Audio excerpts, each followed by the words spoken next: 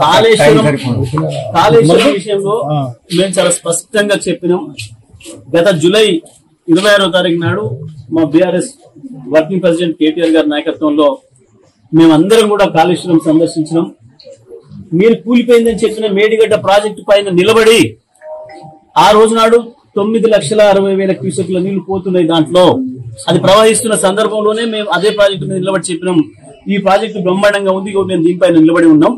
Kannepalli pump house ఏదైతే Kaleshwaram key point ఉందో ఆ పంప్ హౌస్ కూడా వెళ్ళిన అధికారులతో మాట్లాడినాం. మంచిగా ఉంది, అంత రిపేర్ చేసి ఉంది, ఒక్క బటన్ నొక్కితే చాలు ప్రారంభమవుతుంది, నీళ్ళు ఇవ్వడానికి సిద్ధంగా ఉంది అని చెప్పి అధికారులు చెప్పారు. మేము ఆ రోజే చెప్పినాం, వెంటనే ఆన్ చేయండి, ఖాళీగా ఉన్న చెరువులన్నీ నింపండి అని చెప్పి మేము డిమాండ్ చేసినాం. కానీ ప్రభుత్వానికి సోయి లేదు, ఇప్పటి వరకు దాని ఎత్తే ఆలోచన చేయటం లేదు.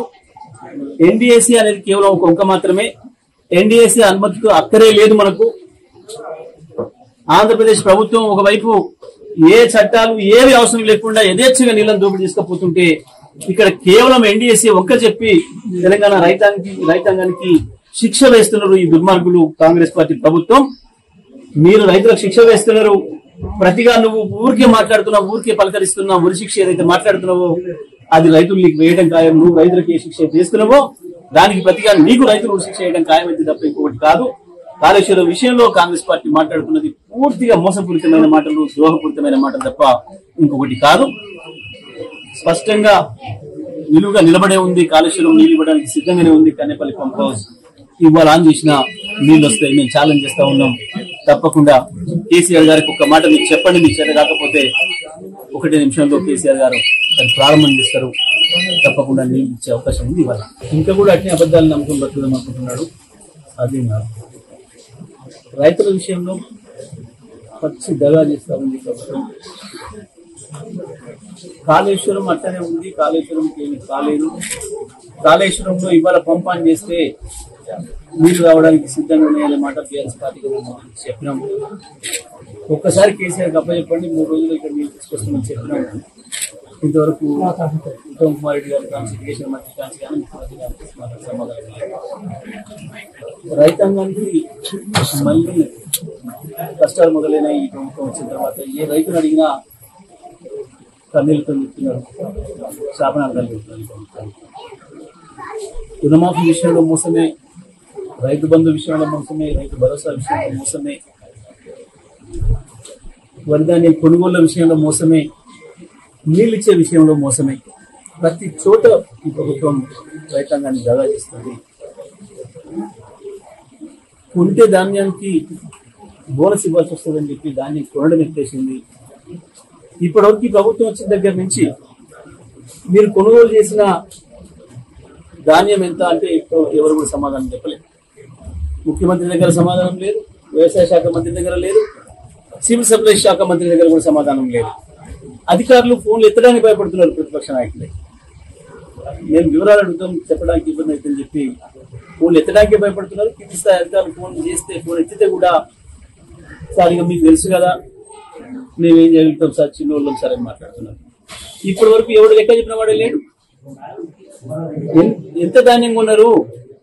మీ ప్రభుత్వం వచ్చిన తర్వాత అప్పుడే యాసంగి పంటలు వచ్చినాయి, వానకాలం పంటలు వచ్చినాయి, తర్వాత మళ్ళీ యాసంగి పంట వచ్చింది. ఏ పంట ఎంత కొన్నారు అనే సంగతి ఇప్పుడు కూడా చెప్పలేదు. దాంట్లో దొడ్డు ధాన్యం ఎంత, సన్నధాన్యం ఎంత వివరాలు చెప్పలేదు. వాస్తవానికి మొదలు ఎన్నికల మేనిఫెస్టోలో ఇచ్చింది కేవలం దొడ్డు ధాన్యానికే ఇస్తామని చెప్పి, బోనస్ ఇస్తామని చెప్పి ప్రకటించారు, రాసిచ్చిండ్రు. ఆ తర్వాత మాట మార్చి సన్న బియ్యాలకు ఇస్తామని చెప్పిండ్రు, సన్నొడ్లకు ఇస్తామని చెప్పిండ్రు. కానీ ఇప్పటి వరకు సన్న ఒడ్డు కొన్నది ఎంత, దానికి ఇచ్చిన బోనస్ ఎంత అంతే విషయంలో ఒక్కడు కూడా సమాధానం చెప్పడం లేదు. నిన్న మళ్ళీ హుజూర్ నగర్ వేదికగా పచ్చి అబద్ధాలు మాట్లాడిపోయిండు రేవంత్ రెడ్డి. మళ్ళీ అదే మూర్ఖత్వాన్ని ప్రదర్శించుకున్నాడు, అదే అజ్ఞానాన్ని ప్రదర్శించాడు. ఒక అక్షరం కూడా ముఖ్యమంత్రి హోదాలో లేదు, ఆ స్థాయిలో లేదు. మళ్ళీ కేసీఆర్ మీద విషయం కక్కడం తప్ప ఇంకొకటి లేదు. కానీ కేసీఆర్ పైన విషయం కక్కి బతకడం అనేది సాధ్యం కాదు నీకు ఎక్కువ రోజులు. రేవంత్ ఇవాళ ఏ రైతులు అడిగినా ఏ రకంగా మాట్లాడుతున్నారో, కాంగ్రెస్ పార్టీకి ఓట్లేసిన అన్న వాళ్ళు కూడా ఏ రకంగా చెంపలేసుకొని రైతాంగం చెప్తున్నారో మీడియా మిత్రులు కనపడితే చాలు వాళ్ళంతా వాళ్ళు వచ్చి వాలంటరీగా చెప్తా ఉన్నారు. ఎక్కడ మైక్ కనపడ్డా, మీడియా మిత్రులు మైక్ కనపడ్డా వచ్చి వాలంటరీగా మైక్ తీసుకొని చెప్తా ఉన్నాడు. నువ్వు ఇంకా 3.5 ఏళ్ళ అధికారం ఉంటామని తెలిసినా భయపడకుండా రైతాంగంలో తిరుగుబాటు మొదలైంది. ఎందుకంటే నువ్వు చేసిన ద్రోహం అంత పెద్దది. మంచిగా కేసీఆర్ నాయకత్వంలో చల్లగా ఉన్న రైతులు ఇవాళ ఒకటే దెబ్బకు ఎండలో పడి మాడి మసైపోయిన పరిస్థితి వచ్చింది. ఈ ప్రభుత్వం యొక్క దుశ్చర్యల వల్ల, ఈ ప్రభుత్వం యొక్క మూర్ఖత్వం వల్ల. నిన్న మళ్ళీ అదే మాట. సరే ఊరి వేస్తా అని మాట్లాడుతున్నావు. ఊరి వేసే సందర్భం తప్పకుండా వస్తుంది. ప్రజలు నువ్వేదో ఈ అధికారాన్ని చూసి చుట్టూ ఏదో పోలీసు ఉంది కదా అని చెప్పి మురిసిపోకు. ప్రజల్లో తిరుగుబాటు మొదలైతే పోలీసులు, మిలిటరీ ఎవరు కూడా ఆపలేని ఇలాంటి వాళ్ళు మూర్ఖులు చాలా మంది చరిత్ర కాలగర్భంలో కలిసిపోయినరు. నీ భాషే నిన్ను బొందబెడుతుంది, నీ భాషే నిన్ను బొందబెడుతుంది. నీకు ఉరి పెట్టినా, నీకు ఇంకోటి పెట్టినా నీ భాషే పెడుతుంది, నిన్ను నోరే పెడుతుంది తప్ప వేరే వాళ్ళు పెట్టారు. ఒక్కరోజు కేసీఆర్ గారు నీ గురించి ఇంతవరకు మాట్లాడారు. అసలు నీ పేరు ఇంతవరకు తీసుకోలే కేసీఆర్ గారు. ఎప్పుడు గత 16 నెలలుగా నోటికి వచ్చింది ఇష్టం వచ్చినట్టు వాగుతున్నావు. జస్ట్ పోలీసులు పెట్టుకోండి. కానీ పోలీసులు బారికేడ్లు సంఖ్యలు ఏవి కూడా ఆపో. ప్రజలు శిక్ష వేసుకున్నాడు. ఇక మళ్ళీ 3.5 ఏళ్ళ కదా ఎన్నికలు, అప్పటిదాకా నన్ను చేస్తారు అనుకున్నావు. కానీ చూస్తా ఉన్నావు పక్క దేశాల్లో ఏం జరుగుతుందో. ప్రజల ఆగ్రహానికి గురైతే దేశాధ్యక్షులే పారిపోయి ఇంకో చోట దాచుకునే పరిస్థితి ఎట్లా వస్తుందో చూస్తున్నావు. ఆ పరిస్థితి తెచ్చుకునే వరకు పోకు. భాష మార్చుకో, పద్ధతి మార్చుకో. రైతులకు ఇచ్చిన హామీలు నెరవేర్చే దాని మీద దృష్టి పెట్టు. ఇప్పటివరకు చెప్పలే.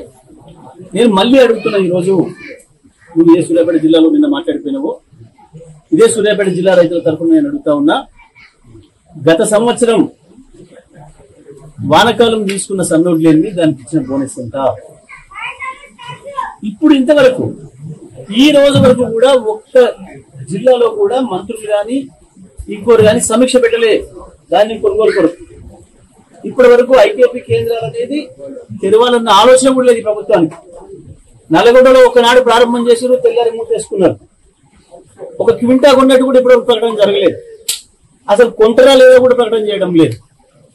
ఎన్నికల ముందు మొన్న యాసింగ్కి నీళ్ళు ఇస్తామని చెప్పి, కాళేశ్వరం ఇస్తాము, ఎస్ఆర్ఎస్పీ తెస్తాము అని చెప్పి గప్పాలు కొట్టి రైతులు మోసం చేసిండ్రు. ఇవాళ వేలాది ఎకరాలలో రైతులు మిమ్మల్ని నమ్మి పంట వేసుకొని నాశనం అయిపోయినరు. ఆ రైతుల గురించి మాట్లాడడం లేదు. నేను ఇప్పటికైనా ప్రభుత్వాన్ని డిమాండ్ చేస్తా ఉన్నా. సివిల్ సప్లైస్ మంత్రి నువ్వేందో సంబరపడ్డావు.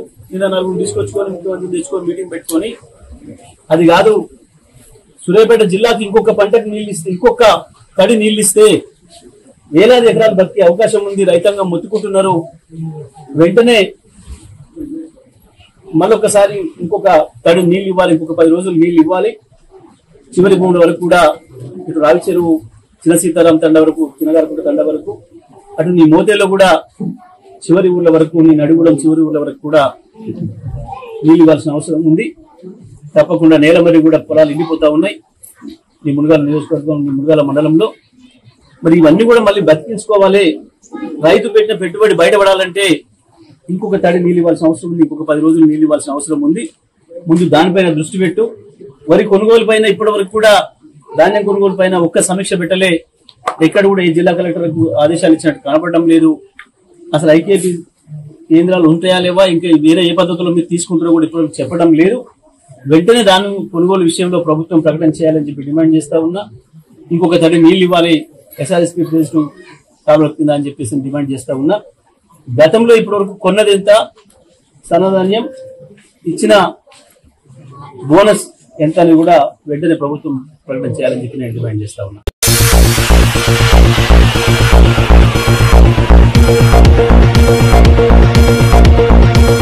24/7 చూస్తూనే ఉండండి ఎంబీకే న్యూస్. ఈ వార్తలు ఇంతటితో సమాప్తం. తిరిగి మళ్ళీ మరో న్యూస్లో కలుసుకుందాం.